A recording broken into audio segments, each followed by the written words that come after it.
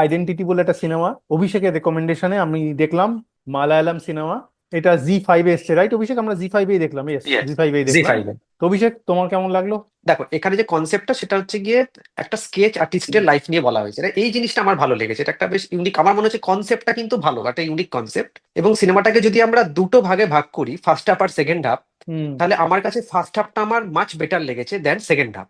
মানে আসল যে ভিলেন কে, রাইট, সেটা খোঁজার চেষ্টা চলছে। যে কখনো মনে হচ্ছে যে হারানকে যে ওই ভিলেন, কখনো মনে হচ্ছে যে না, যে হি ক্যানট বি দা ভিলেন। এবং যার সাথে খানিকটা লাস্টের দিকে অ্যাকশন প্লাস থ্রিলার একটুখানি পাঞ্চ করে দিয়েছে। তো ফার্স্ট হাফের মধ্যে এটাই আমার ভালো লেগেছে, যে ফার্স্ট হাফে কিন্তু মানে একটা সেই কি হয় কি হয় ভাব, এই ব্যাপারটা রয়েছে আমার মধ্যে অ্যাটলিস্ট ছিল। যে মানে কে আসল কালপ্রিট, এটা মানে কিভাবে ধরবে ওরা বা কিভাবে জানা যাবে, এই উত্তেজনাটা আমার মধ্যে ছিল।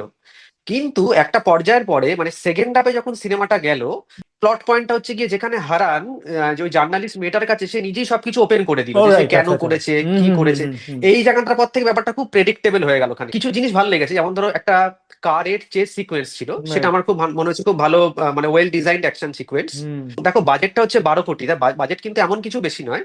তো সেই হুম। বাজেটে আমার মনে হয় অ্যাকশনটা তোমার যথেষ্ট ভালো, ওয়েল ডিজাইনড অ্যাকশন।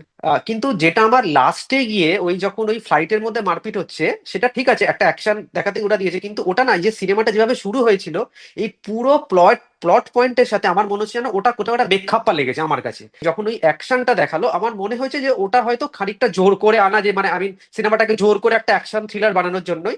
তার থেকে যদি ও যেটা দেখাচ্ছে মেলিওর মগজাস্ত্র, যেটা আমরা ফেলুদার ভাষায় বলি, তো হুম। সেইটা প্রয়োগ করেই যদিও জেকবকে ধরতো, তাহলে ব্যাপারটা আমার কাছে আরো ইন্টারেস্টিং লাগতো। তুমি যেটা অ্যালিউট করছো, আমারও পয়েন্টটা সেটা, তুমি সিনেমাটাকে শুরু করেছো যেভাবে, তুমি দর্শকের মনে তো একটা এক্সপেকটেশন তৈরি করছো।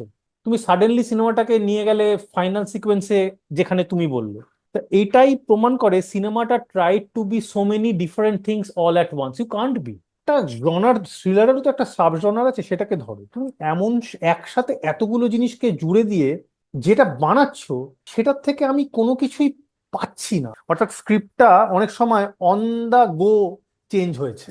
মানে ইট হতে স্টার্টেড পারে। অ্যাট সামথিং, ছিল বিড়াল হয়ে গেল রুমালের মতন হয়ে গেল আর কি, এটা আমার মনে হচ্ছে। মানে সবাইকেই একসাথে খুশি করবে, তুমি সিনেমাটার একটা হুডানিটের মজা রাখতে চাইছো বা একটা রিপিট ভ্যালুও রাখতে চাইছো, মানে you can't please every one, at the end of the day you please none. এখানে আমি না কোনো জায়গায় একটা মুহূর্তের জন্য আমার মনে হলো না এই সিনেমাটাতে যে I am at the edge of my seat. এটা আমার মনে হলো না। মানে এই জায়গাটার থেকে আমার মনে হলো যে, এই যে ধরো কতগুলো ছোট ছোট একটু অদ্ভুত দেখাচ্ছে কি, আহ, একটা সিকোয়েন্সে বললো যে এই মহিলা যে pregnant, out of duty, but she will protect you, মনে আছে একটা সিকোয়েন্সে? হুম হুম হুম হুম। ওই মহিলাটিকে আর জীবনে দেখতে পেলে, মানে ছোট ছোট আমি দেখছি কিছু কিছু, আমি লুজ এন্ডস বলছি, ওই মহিলাটিকে এই এতগুলো সিকোয়েন্সের মধ্যে আর কোথাও দেখতে পেলে ওই মহিলাটিকে? না, আই হ্যাভ না নেভার সিন দেখা দ্যাট যায়নি। মহিলা। একটা সিকোয়েন্সে দেখলাম যে বেড়ালটাকে ওপরে পাঠালো হারান, পাঠিয়ে ওখানে ওর নেটওয়ার্কটাকে জ্যাম করে দিল, করে ও হুম হুম। বাইরে থেকে ঢুকলো। ও ঢুকে কি করতে যাচ্ছিল? What was the aim? আমরা কি সেটা কোনোদিন বুঝতে পারলাম? বা ঢুকতে না, বুঝতে যাচ্ছিলই বা পারলাম কেন? না। মানে কি করতো, ওকে মারতো? একদমই তাই। নো।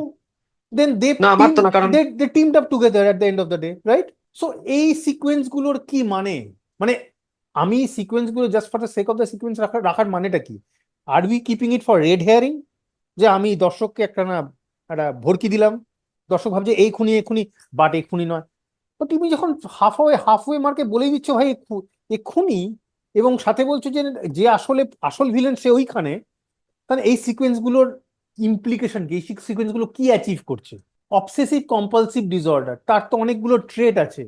অবসেসিভ কম্পালসিভ ডিসঅর্ডারের কি এমন আমি, what are the prodigious thing have I seen him doing apart from doing this kung fu karate martial arts? আর ওই শুরুতে যে দেখাচ্ছিল না, যে ওই দ্যাট যে ইজ পার্ট বইগুলো অফ কেউ দ্য এনে। সাজিয়ে সাজিয়ে রাখছে হ্যাঁ, তাতে লাইব্রেরিতে। তাতে বুঝলাম, তাতে কি হলো? মানে তারপর সেটা গল্পটাতে তাতে জেনারেলি কি হয়, তুমি সিনেমা শুরুতে যা দেখাও না, that is getting called out at the end. মানে তুমি ধরো সিনেমাতে কোনো বা গল্পে যদি দেখা যায় যে তুমি একটা বন্দুক, একটা ড্রয়ারে বন্দুকটা খুলে ড্রয়ারের বন্দুকটা বন্ধ করলে, তুমি জানবে সিনেমার কোনো না কোনো সিকোয়েন্স ওই বন্দুকটা একদিন বেরোবে ড্রয়ার থেকে, এবং কাউকে কারুর এগেনস্টে কারুর ওপর গুলিটা চলবে। দ্যাট ইজ দ্য রিজন তুমি প্রথমে ওই সিকোয়েন্সে দেখাচ্ছ। ওর অবসেসিভ কম্পালসিভ ডিসঅর্ডারটাকে আমি বুঝলাম, সেটা কোথায় অ্যাপ্লাইড হলো at the and? Where are the call কোথাও আউটস? কোথাও কোথাও অ্যাপ্লাইড হোয়ার আর দ্য হয়নি। Call outs true. That that ওরা ওসিডির কল কোথাও আউটটা নেই। কোথায়? কোথাও নেই।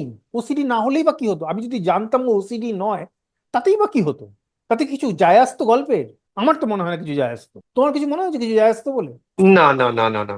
এমন কিছু এই ডট করে, এই কিছু কিছু এমন ডটস এমন রয়ে গেছে না এমন যেগুলোকে কিছু ওরা জোরে করেছে, নি হ্যাঁ ব্যাপারটাকে। এমন কিছু করেছে যাতে ওসিডি ওয়ালা কাজ করেছে, যার থেকে আমি বুঝি, oh right, this is what he has done and this means he has no OCD, oh that traits cover. আমি শুধু একটা কল আউট এদিকে দেখেছি, শুরুতে যখন এমন ভাবে দেখালো ওসিডিটা, মানে খুব গুরুগম্ভীর স্বরে বলছে রাইট। ওসিডি আছে, আমি ওর একটা জন্য এই আমি করছে। শুধু রাইট, আমি যখন দেখলাম শুধু ওর যে ইয়েতে ওর যে কমপ্লেক্স সেকশনের বাচ্চাদেরকে ক্যারাটে শেখাচ্ছে, আমি বুঝি ক্যারাটের কোনো একটা ইমপ্লিকেশন আছে, মানে একটা মারপিট আছে অ্যাট দ্য এন্ডে। আদারওয়াইজ তাই ক্যারাটেটা দেখাচ্ছে যাতে ভাই জেনে রাখো এই ক্যারাটে জানে। পরে দেখালো তো এনএসজি তে কাজ করতো। এটা তো আমার সবচেয়ে হাস্যকর লেগেছে। হ্যাঁ, ওয়েদার রিপোর্ট, ওয়েদার জার্নালিস্ট। সে হঠাৎ করে ক্রাইম বিট রিপোর্টার হয়ে গেল।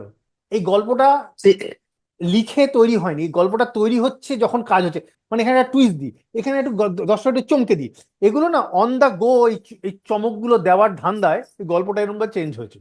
এরকমও হতে পারে হয়তো যে গল্পটা হয়তো অনেকে মিলে লিখেছে, হয়তো প্রথমে একজন লিখে খানিকটা নিয়ে গিয়ে গেছে, তারপরে হয়তো প্রডিউসার বলেছে যে না এটা ঠিক হচ্ছে না, এখানে আরো টুইস্ট আছে যেটা তুমি বললে। তাহলে তারপর প্রথমে হয়তো ও না না না, তাহলে আয়দার ও জোর করে লিখেছে বা অন্য কেউ আবার ওটাকে চেঞ্জ তাহলে করতে করতে মানে খিচুড়ি অভিষেক, টাইপের একটা। তাহলে খাতায়, এটা যদি আমি বুঝলাম যে 30% শুটিং হয়ে গেছে, কি করে ফেলবো, এতগুলো লোকের কাজ, এতগুলো পয়সা বেরিয়ে গেছে। তুমি যখন একজনকে স্ক্রিপ্ট লিখতে দিচ্ছ, you can say I am not ready with this script, আমাকে তুমি আরেকটা ভার্সন দাও। তো once the script is locked, তাহলে তুমি যাচ্ছ, তুমি তো কিসের খরচ হচ্ছে, টাইম, কাগজ আর কলম, এর ছাড়া তো কোনো খরচ নেই কিছু। মালায়ালাম সিনেমার মধ্যে যে রিগার্ড, যে ডিসিপ্লিন, যে চিন্তা ভাবনা, যে বুদ্ধিমত্তার ছাপ আমি দেখতে পাই, এটাতে আমি সেটা পাইনি। এটা আমি পরিষ্কার বলতে পারি। They try to please everybody because they were not sure of the product they are making. They are hedging their bets in that sense, যে ভাই এ যদি আমার খুশি না হয় তাহলে আমি একেও খুশি করার চেষ্টা করি, ভাই তোমারও আছে তোমারও আছে, এই গল্প হয়েছে। মানে দেবার যারা হেজিং, অ্যাকশন ভালোবাসে তাদের জন্য কিছু আছে, হ্যাঁ যারা তোমার থ্রিলার জন্য ভালো তাদের রয়েছে, জন্য তোমার জন্য কিছু, রয়েছে, সবার এই করে সবাইকে। হ্যাঁ, দেবার হেজিং দ্য বেটস।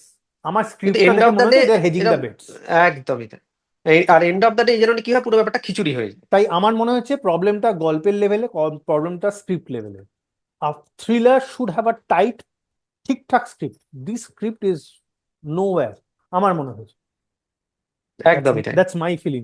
হঠাৎ করে সেকেন্ড হাফে পুরো ব্যাপারটা রিভিল করে দেওয়ার পর যখন ওই typical cat and mouse game শুরু হয়ে গেল, তারপর ব্যাপারটা, তারপর আমার আর ভালো লাগেনি বেসিক্যালি। মানে লাস্টের দিকে ওই অ্যাকশন ছিল, প্রেডিক্টেবল ছিল, লাস্টে গিয়ে অ্যাকশনই হবে, যে ও মারা যাবে, ওকে ধরবে, এই ব্যাপারটা যে হবে এটা বোঝাই গেছিল।